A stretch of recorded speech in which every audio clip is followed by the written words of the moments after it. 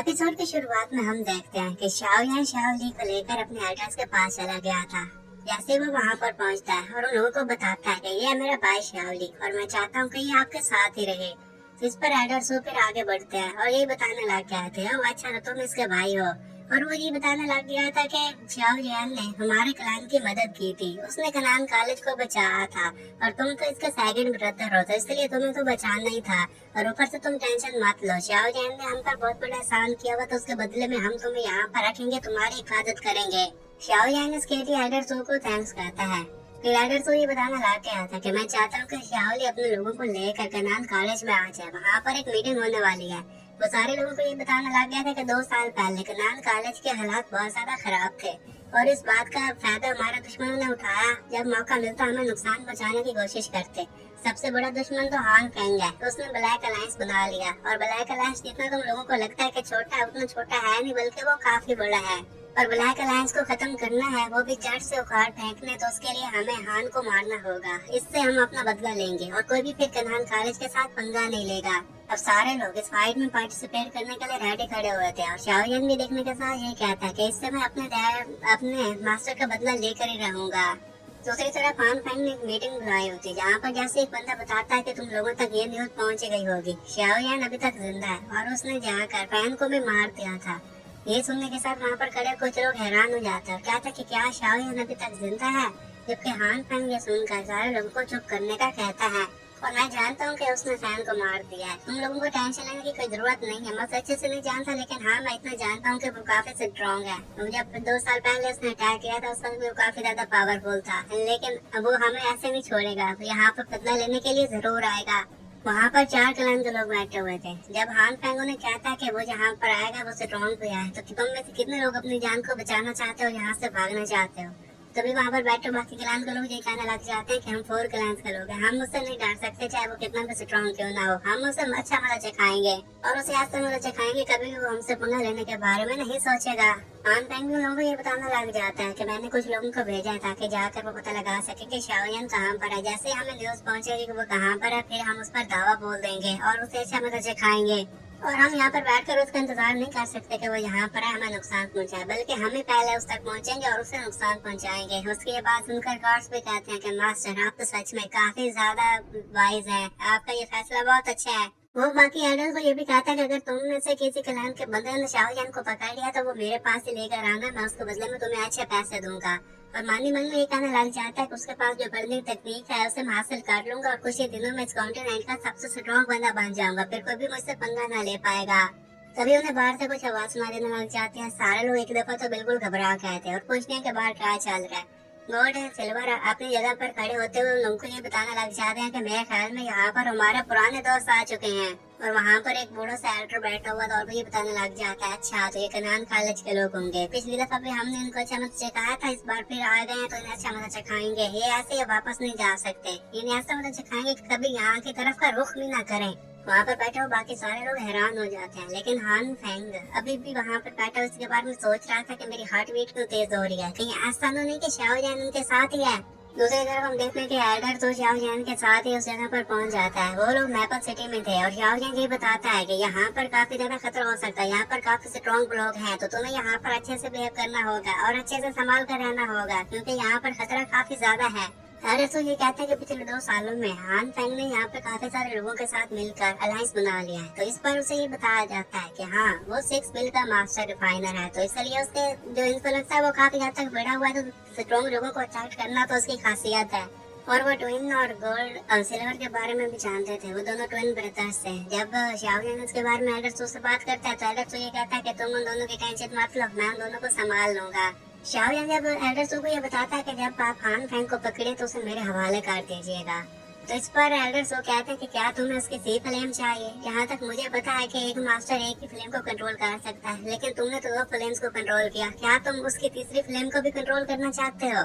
क्या तुम सच में ऐसे करना चाहते हो? इसमें तुम्हारी जान भी जा सकती है।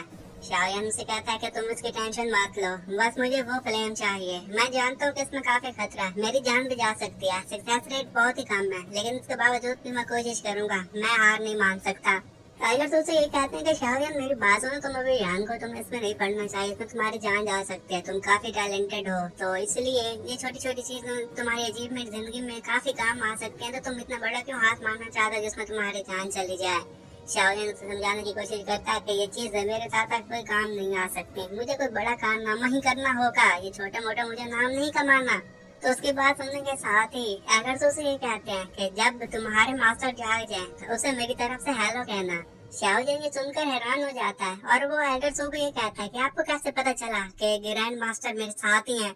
तो वो बताता है कि तुम्हें पता है कि मैं एक 2 लेवल का बंदा हूँ, मेरी आई साइट इतनी भी कमजोर नहीं है कि मैं उसे न पहचान सकूं, और तुम्हें टेंशन लेने की कोई जरूरत नहीं है, मैं इसके बारे में किसी और को नहीं बताऊंगा, ये बात मैं अपने खुद तक ही रखूंगा, और ऊपर से तुम्हें हैंड फैन चाहिए ताकि तुम उससे बदला ले सको। तो शियाओ ही है ना, एडर सो की बात सुनने के साथ ये कहता है कि आपका बहुत बहुत शुक्रिया, आप मुझ पर ये बहुत बड़ा एहसान कर रहे हैं। वो लोग अब एप्पल सिटी के करीब पहुंच चुके थे। वहां पर पहुंचते साथ ही शाओयान अपने भाई को एक पोशन देता है और ये कहता है कि ये पोशन बैटल में तुम्हारे काफी काम आएगा, तुम बाकी लोगों को संभालना, जहाँ तक हान फेंग की बात है तो तुम मुझ पर छोड़ देना, उससे तो मैं खुद से निपट लूंगा। शाओलिन और उसके मास्टर काफी हद तक उस गड्ढे के करीब पहुंच गए थे जहाँ पर हैन फेंग अपने सारे लोगों के साथ उन्हीं का वेट कर रहा था, और उन्हें ये कहता है कि ये कौन लोग हैं जिनकी इतनी हिम्मत हुई कि वो सीधा मेरी अकेडमी में आ जाएं।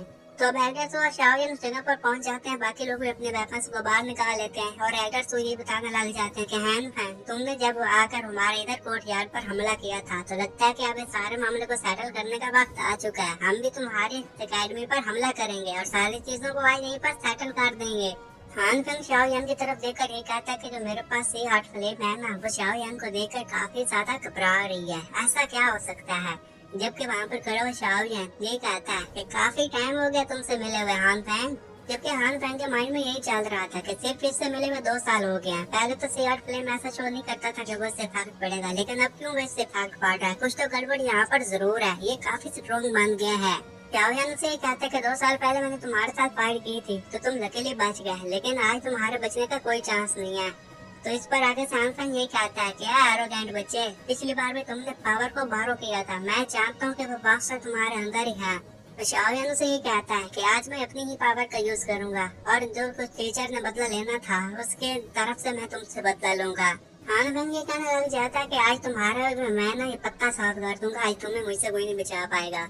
वहाँ पर खड़े कुछ लोग इसी के बारे में बात करने लग जाते हैं कि अगर हान फेंग और शाओयान का नेचर ये क्या, इसका मतलब है कि ये दोनों तो ब्रदर्स होने चाहिए ना, तो फिर ये दोनों आपस में फाइट क्यों कर रहे हैं, एक दूसरे के दुश्मन क्यों बने हुए हैं। हान फेंग ग्रैंड एडर सो को भी कहने लग जाते हैं कि आप यहाँ पर कुछ लोगों को लेकर आगे वो सिर्फ इसलिए के बदला लेना चाहते हैं, आप भला ऐसे कैसे कर सकते हैं, ये क्या बचकाना हरकत है, मुझसे आपसे ये उम्मीद नहीं थी। एडर सो को ये बातें सुनने के साथ काफी गुस्सा आता है, तो वो जैसे ही हान फेंग पर अटैक करने के लिए अपनी पावर का यूज करता है कि तभी सिल्वर एंड गोल्ड आगे बढ़कर उसके अटैक को नाकाम कर देते हैं।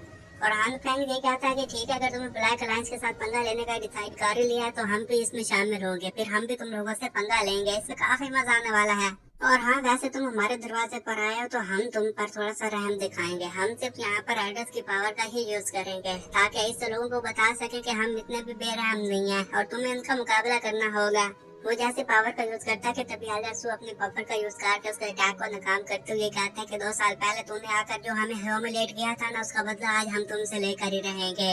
एल्डर्स तो अब नहीं पीछे हटने वाले थे, तो वो फाइट का ऑर्डर दे देते हैं, तो इसी के साथ ही दोनों तरफ से लोग एक दूसरे के साथ फाइट करने के लिए तेजी से आगे बढ़ने लग जाते हैं, एक दूसरे पर अटैक करने लग जाते हैं, दूसरे के अटैक से बचने लग जाते हैं। फिर एल्डर्स ये देखकर शाओयान को कहते हैं कि हान फेंग अब तुम्हारी जिम्मेदारी है, तुम उसे अच्छे से संभाल लेना, बाकी जो सिल्वर एंड गोल्ड ब्रदर्स हैं उन्हें मैं संभाल लूंगा।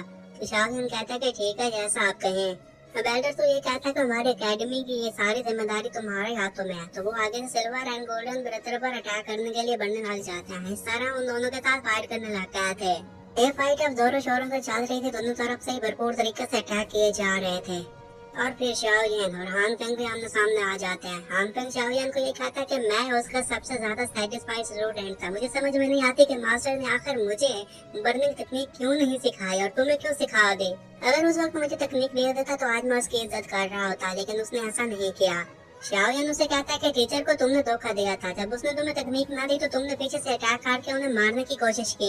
हान फेंग ये कहने लग जाता है कि मैंने उसके साथ कई साल गुजारे, उसने मुझे बर्निंग तकनीक के बारे में कुछ भी न बताया, तुम्हारे पास आया तो क्यों ना तुम ही वो मुझे दे दो, इससे कितनी आसानी पैदा हो जाएगी। अगर तुम मेरी जगह पर होते तुम क्या करते, तुम मेरी जगह पर रहकर सोचो, तुम जरूर मुझे इसके बारे में लाई करते। लेकिन शाओलियांग सबके लिए तैयार नहीं था। तो वो उसे ये कहता है कि अगर तुमने वो बढ़ने तकनीक मुझे सिखा दी तो उसके बदले में तुम भी ब्लैक अलायंस में शामिल हो सकते हो और तुम्हें मैं ऐसे रेमेडीज दे सकता हूँ जो कि तुम्हारे काफी ज्यादा हेल्प कर सकते हैं। शाओलियांग उसकी ये बात सुनने के साथ ही डॉक्टर फ्लेम को वहाँ पर एक्टिवेट कर लेता है। उसे देखने के साथ ही हान फेंग हैरान हो गया तो कहता है कि ये फ्लेम तुम्हारे पास कहाँ से आ गया। शाओलियांग ये कहता है कि लगता है कि इस फ्लेम को देखकर तुम्हारे फ्लेम्स काफी डर गए। क्यों ऐसी बात है ना? तो वैसे भी आज तो ये मुकाबला हो ही जाएगा और तुम पता चल जाएगा कि हम दोनों में से कौन जीतेगा। और तुमने जो वो चीजर के साथ उस साल गया था उसका बदला लेने के लिए आज मैं तुम्हारे पास आया खड़ा हूँ और वही तुम्हारे साथ करूंगा। हान फेंग उसे कहता है कि वेल मुझे एक बात का रिग्रेट है कि उस वक्त मैंने उससे पूरी तकनीक क्यों नहीं सीख ली। मैंने थोड़ा बहुत हिस्सा क्यों सीखा, लेकिन आज वो रिग्रेट भी खत्म हो जाएगा जब मैं तुमसे ये बढ़ने तकनीक सीख लूंगा। फिर क्या, फिर वो दोनों आपस में फाइट करने लग जाते, दोनों एक दूसरे पर अटैक करते, एक दूसरे के अटैक से बचने की कोशिश करने लग जाते। शाओलियांग को ऐसा लगने लग जाता है कि हान फेंग वीक है तो वो उसे आराम से हरा सकता है, लेकिन ऐसा बिल्कुल भी नहीं था। हान फेंग काफी स्ट्रॉन्ग था। अब जैसे शाओलियांग दोबारा अटैक करने के लिए आगे बढ़ता है कि तभी हान फेंग उसके अटैक को रोक लेता है और ये कहता है कि टीचर ने तुम में इंटरेस्ट दिखाया, इसका मतलब है कि तुम्हें कोई खास बात जरूर थी, लेकिन आज वो खास बात भी खत्म हो जाएगी क्योंकि मैंने तुम्हें अंडर एस्टिमेट किया था। मुझे तुम्हें अंडर एस्टिमेट नहीं करना चाहिए था। जैसे वो वहाँ पर अपनी पावर रिलीज करता है तो एक जोरदार धमाका होता है। बाकी के लोग जो कि ये फाइट कर रहे थे वो भी इस धमाके का असर अच्छे से फील कर पा रहे थे। टेलर तो भी ये देखने के साथ ही शाओलियांग को ये कहते हैं कि बच्चे क्या तुम्हें मेरी हेल्प चाहिए। और वहाँ पर खड़ा हुआ हान फेंग अपनी पावर का यूज करते हुए कहता है कि पिछले 2 सालों में तुम पहली बार ऐसे बंदे मिले हो जिसके लिए मैं अपनी फुल पावर का यूज कर रहा हूँ, क्योंकि मैं ऐसा अक्सर नहीं किया करता। वो हाफ स्टेप ऑफ दो लेवल तक पहुंच चुका था और क्या तो लग रहा था कि शाओलियांग उसकी ये एबिलिटी देखकर डर जाएगा, लेकिन शाओलियांग उसे कहता है कि मैं तुमसे नहीं डरने वाला। वो अपने दोनों फ्लेम्स को जैसे ही वहाँ पर निकालता है तो ये देखने के साथ हान फेंग हैरान हो जाता है और कहता है कि क्या तुमने हार्ट फ्लेम को भी रिफाइन कर लिया। हान फेंग उसे सबके लिए कांग्रेचुलेशन भी कहता है और ये भी कहता है कि तुम्हारे पास तो काफी सारी तकनीक है, जिसमें बर्निंग हार्ट फ्लेम तकनीक है, डॉर्क फ्लेम तकनीक है, लोटस की तकनीक है। जब मैं तुम्हें मारूंगा ये सारी तकनीक्स मेरी हो जाएंगी, इसमें तो और भी ज्यादा मजा आने वाला है। अब शाओलियांग उस पर पावर का इस्तेमाल करके उसके हार्ट बीट को तेज करना चाहता था ताकि इससे उसे तकलीफ हो, लेकिन वो भी अपनी पावर का यूज करके उस हार्ट बीट वाले अटैक को आराम से नाकाम कर देता है। फिर दोनों ही वहाँ पर खड़े होकर अपनी अपनी पावर को गैदर करना शुरू कर देते हैं ताकि एक दूसरे पर अटैक बड़े जोरदार तरीके से कर सकें, या फिर दूसरे के अटैक को बचाना भी है तो फिर भी उसे आराम से बचा सकें। अब उन दोनों ने अपनी पावर को गैदर कर लिया था, इसी के साथ ही दूसरे पर अटैक करने के लिए उन्हें आगे बढ़ाते हैं कि पावर जैसे टकराते हैं वहाँ पर एक जोरदार धमाका होता है। इस धमाके का असर दूर खड़े हुए लोग जो आपस में फाइट कर रहे थे वो भी अच्छे से फील कर पा रहे थे क्योंकि उन्हें दूर से रोशनी दिखाई दे रही थी। फिर हान फेंग ये कहता है कि वेल मुझे तो लगा था कि तुम मुझे हरा दोगे, लेकिन तुम तो इतने भी स्ट्रॉन्ग नहीं निकले। लेकिन शाओलियांग उसे कहता है कि इतना जल्दी खुश होने की कोई जरूरत नहीं है क्योंकि इसमें अभी तुम जीते नहीं हो, अभी तो ये फाइट बाकी है। अब उसके हाथ में लोटस फ्लेम थी जिसका कलर थोड़ा थोड़ा ग्रीनिश था, जिसे देखने के साथ हान फेंग काफी गुस्से में आ जाता है क्योंकि उसे पता था कि इस अटैक पर उसका क्या असर हो सकता है। लेकिन शाओलियांग उस पर अटैक करने के लिए बिल्कुल रेडी हो गया था और काफी गुस्से में था। और उसी के साथ ही एपिसोड यहीं पर खत्म हो जाता है।